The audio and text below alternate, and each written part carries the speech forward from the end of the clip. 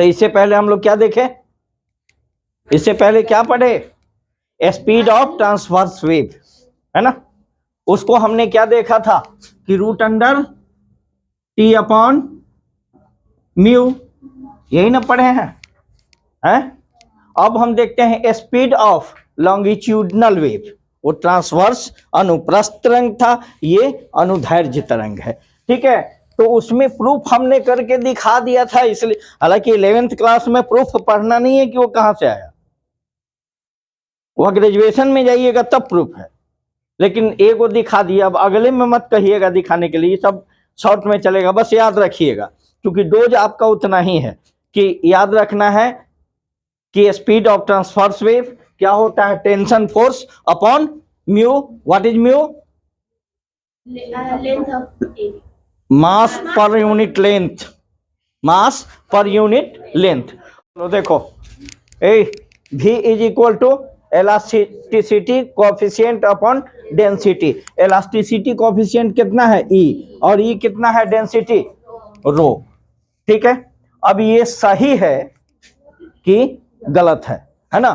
तो ये V is equal to कितना हो गया, रूट अंडर E अपॉन, अब ये सही है कि गलत है, इसको प्रूफ करने के लिए हम क्या करेंगे, प्रूफ बाई किससे, डायमेंशनल फॉर्मूला, डायमेंशनल फॉर्मूला यानी विमीय सूत्र। किससे प्रूफ करेंगे, विमीय सूत्र द्वारा सत्यापित। अब देखिए यहां V इज इक्वल टू कितना, M not L inverse 1 T inverse 1 होता है, बस झूठ बोलती है, सही है बोल रही हो, तो चलो T इनवर्स 1, ठीक है। और उसके बाद क्या है E इलास्टिसिटी, इलास्टिसिटी का क्या दिए हैं, M L inverse 1 T inverse 2, यही है। और डेंसिटी का हम क्या दिए हैं, M L इनवर्स 3 T नॉट, यही ना दिए हैं, नीचे तक दिख रहा है ना। अब देखो भी हम सबसे पहले लेते हैं LHS, LHS में क्या है V बराबर क्या है, M not L T inverse 50। अब चलो RHS में हम ले लेते हैं, RHS क्या है, root under elasticity coefficient upon density rho, यही ना है। तो देखिए इस पर मार दें हम रूट अंडर, E कितना, M L inverse 1 T inverse 2 inverse 2, अब बटा क्या, M L इनवर्स 3 T नॉट, बेटा नीचे दिख रहा है। अगर इसको हम ऐसे लिख सकते हैं, रूट अंडर सॉरी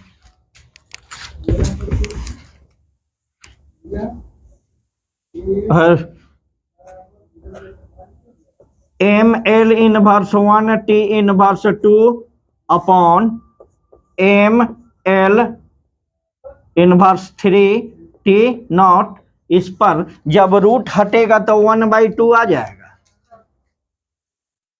आई सीधा सीधी कजरिया आई कि स्टाइल में आई, सीधा सीधी है। चलो ये दिख रहा है ना नीचे। अब आजा, M से M साहब चले जाएंगे, है कोई दिक्कत, चलिए।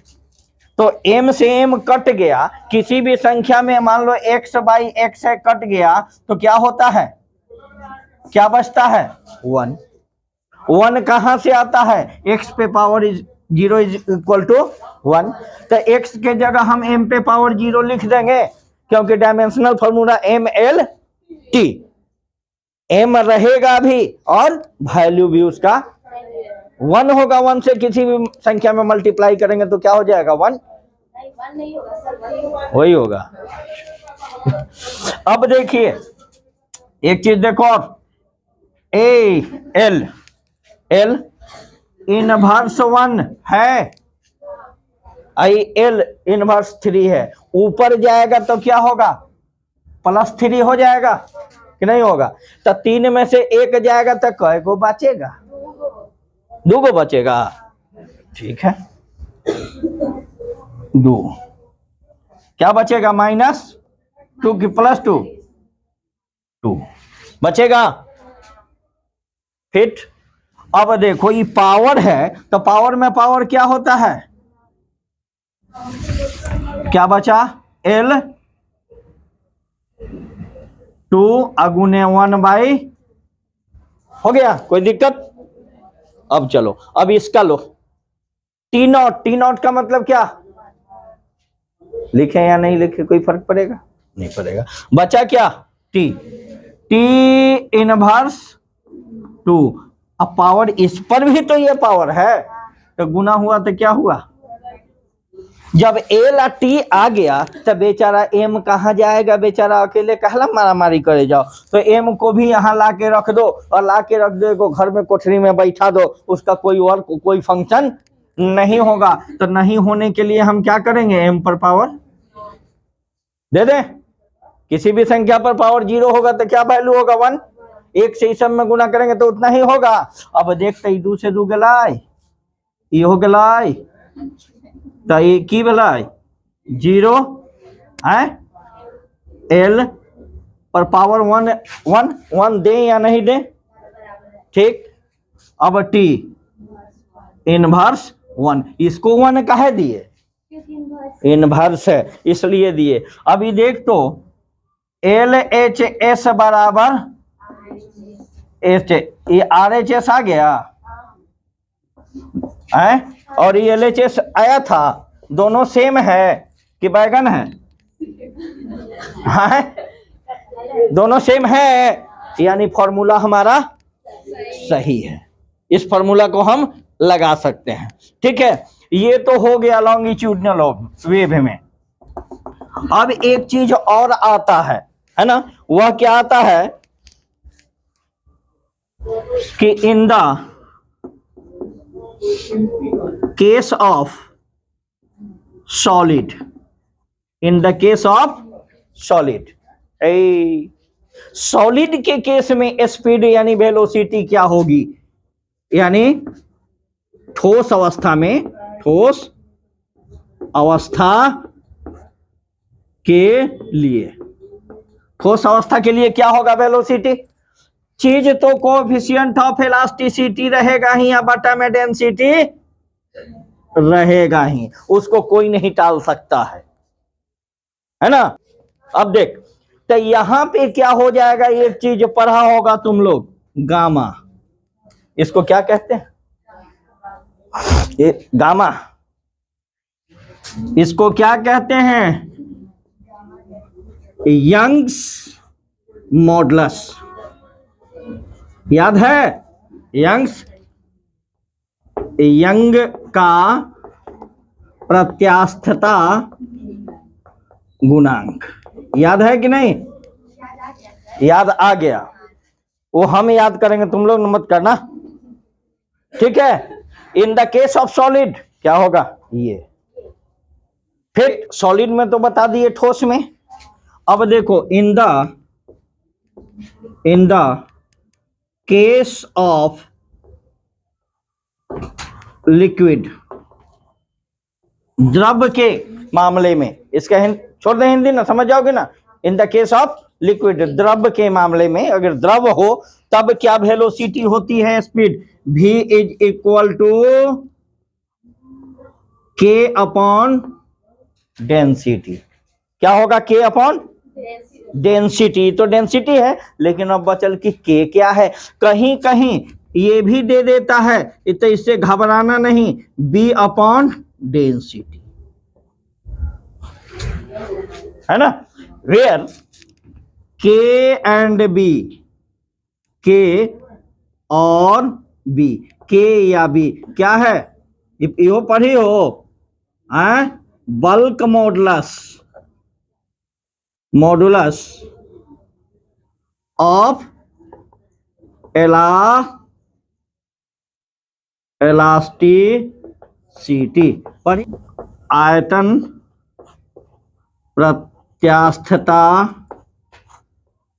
गुणांक,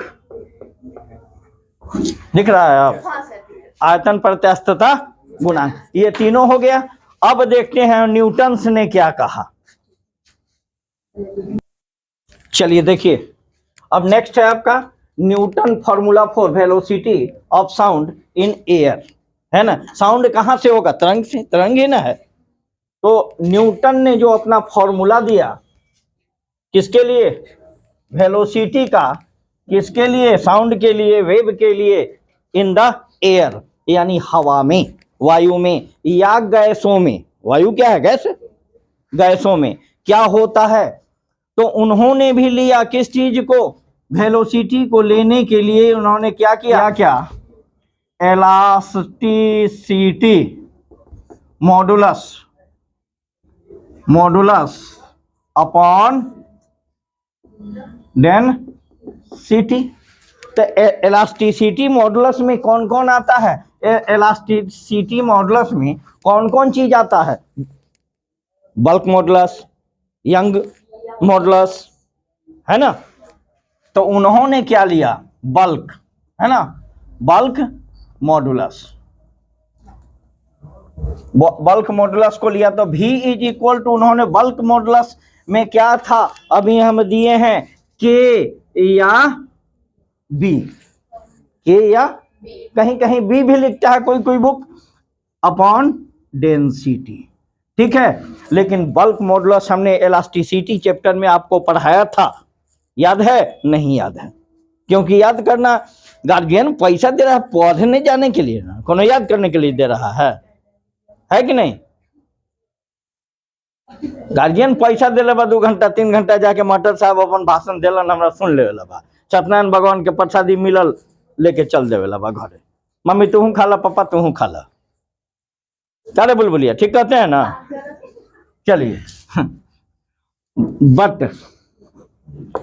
के यंग्स मॉडुलस क्या होता है, मॉडुलस में याद होगा आपको, स्ट्रेस, स्ट्रेस अपॉन स्ट्रेन होगा, हाँ याद तो है, ये है, हम स्ट्रेस कर रहे हैं तो उसके बाद अपॉन में स्ट्रेन है ना होगा। स्ट्रेस में क्या होगा, फोर्स अपॉन एरिया। अब बता, तब स्ट्रेन में बताओ ना, याद है तो क्या है, क्या, dV by V, change in volume upon original volume. Strain क्या होता है, change in length upon original length, change in volume upon original volume, change in area upon original area, strain है ना। और स्ट्रेस क्या है, फोर्स अपॉन P अपॉन ए, F upon ए क्या होगा, P कैसा लेंगे, डेल्टा, ठीक है। अब बटा क्या होगा, dV, ये गुना करेंगे तो क्या हो जाएगा, ऊपर चल जाएगा। K कितना निकला, ठीक है, ये तो मॉडुलस निकल गया हमारा, यहां तक कोई दिक्कत, नीचे दिख रहा है। बट इनका क्या कहना था न्यूटन का, कि जब कंप्रेस होता है, कंप्रेस होता है यानी संपीड़न होता है, तो वह टेम्परेचर ले लेता है कि छोड़ देता है।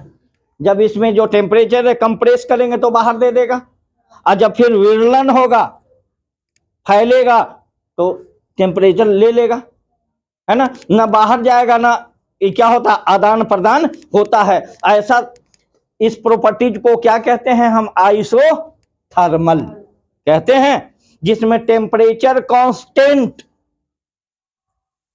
प्रेशर वॉल्यूम डिक्रीज या इंक्रीज, चेंज। तो change in pressure, change in volume हुआ है कि नहीं होता, हुआ है। ठीक, तो अब देखो, तो उन्होंने इसी को आइसोथर्मल, तो अकॉर्डिंग टू, बट लिखे हैं according to boils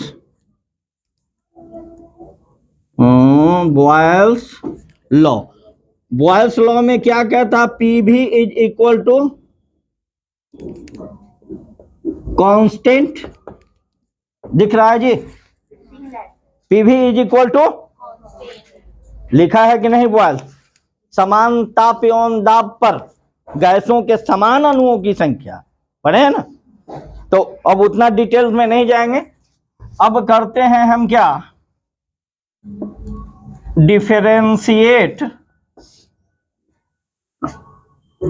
both side, both side, दोनों तरफ इसको अवकलन करने पर, दोनों तरफ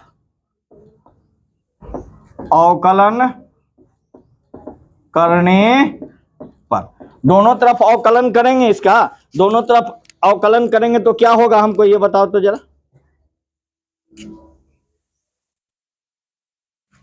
ये दोनों तरफ इसको डिफरेंशिएट करेंगे तो क्या होगा, एक बार पी डी भी अब प्लस, प्लस क्या होगा है, भी डीपी, पी एक बार पी का होगा, एक बार फिर अब बराबर क्या, कांस्टेंट, कांस्टेंट का समाकलन क्या हो, अवकलन क्या होता है, जीरो, वो तो कांस्टेंट है। अब देखिए भी डीपी इज इक्वल टू, इसको इधर ले गए तो क्या होगा, पी डीवी, हाँ माइनस होगा।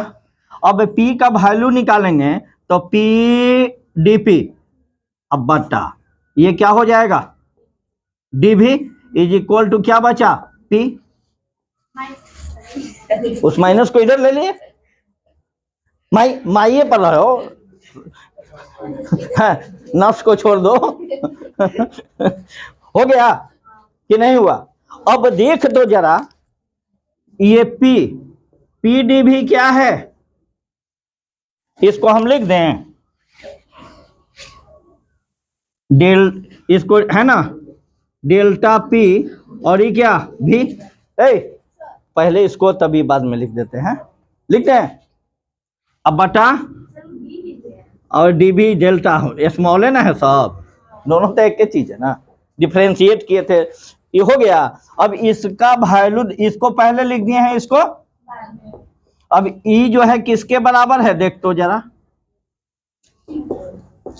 ये माइनस चिन्ह क्या दिखाता है, ये केवल डायरेक्शन यानी डिक्रीज होगा, इसमें डायरेक्शन अपोजिट जाएगा नहीं, डिक्रीज घटेगा, ठीक है, घटेगा।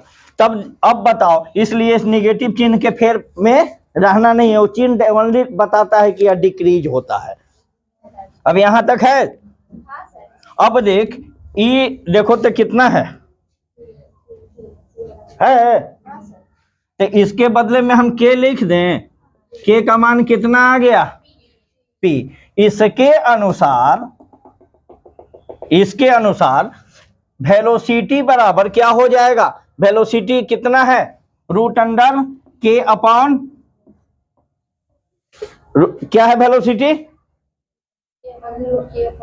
के अपॉन, मत रो अभी, रो है तो भी बराबर रूट अंडर के जगह हम क्या दे दें, अपॉन क्या हो जाएगा,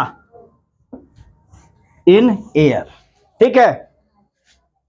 अब इसका जब वैल्यू निकालोगे तो आप एक चीज पढ़े होंगे,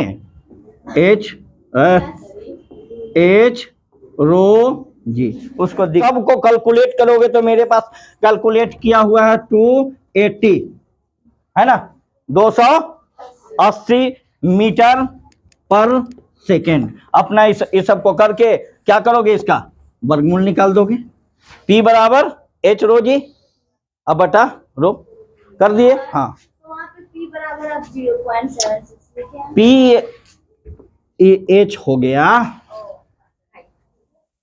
पारे के इतना मिलीमीटर स्तंभ पर, H हो गया, ठीक है।